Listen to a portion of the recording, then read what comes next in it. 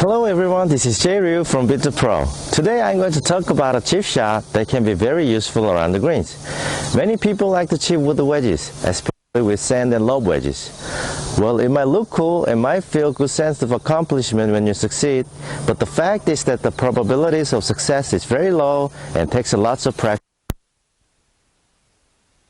So here is a very simple tip that you can use to lower your score that does not require much of practice.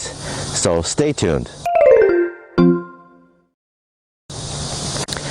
I've got a 9-iron here with me and I'm about 10 meters away from the hole. There's not much trouble along the way, such as a bunker or deep rough or very undulated green. So it's a very simple chip.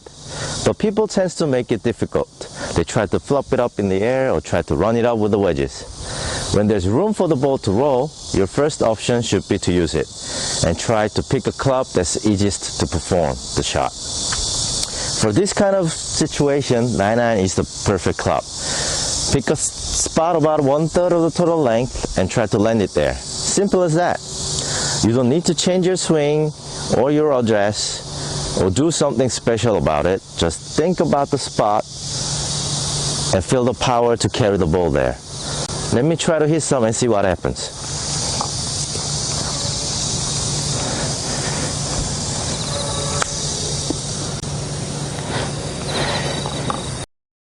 And when you're executing the shot, don't think about how your swing's gonna be or how big your backswing or your follow-through is gonna be. Just think about the landing spot and the impact of the club. Just the impact. Let me hit once more.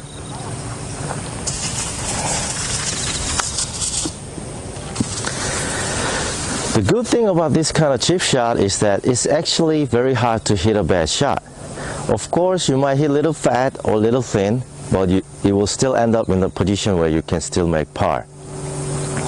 If you do it with the wedges or different kind of chip shot, you might be in a position where you're on the other side of the green or in a position where you have to chip once more. This kind of chip shot doesn't do that. Key point of this shot is that do not change your stance or your swing. People tend to put their ball too far back in their stance and lean too much forward to put the weight on the left side. If you do so, you will decrease the loft of the club and it will create more roll to the ball. So the results will be very inconsistent. So stay neutral. Your ball position should be about in the middle of your stance and your weight should be about 50-50. And let me try to hit some more, but this time I will hit with one hand so I can actually miss the sweet spot. One hand. That was a little fat. That was not too bad. I'm not even taking a proper swing. The ball will end up in a pretty good position.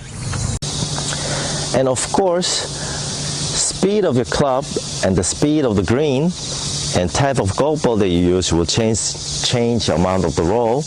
But I'm just trying to give a guideline here so that you can adjust to it. So first try this and see the results. And if your spot's not in about 1/3, you can change to it. You can adjust to it.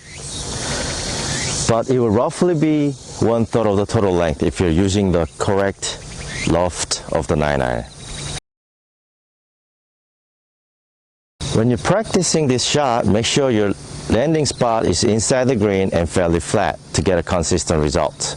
So when you get used to it and absolutely confident about how your ball's gonna be or how your ball's gonna react when it hits the ground, then you can apply to different conditions.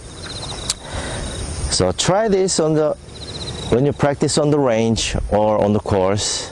I can guarantee you this shot is very easy to pick up and has very high percentages of success. So that's it for today. I hope you enjoyed it. See you next week.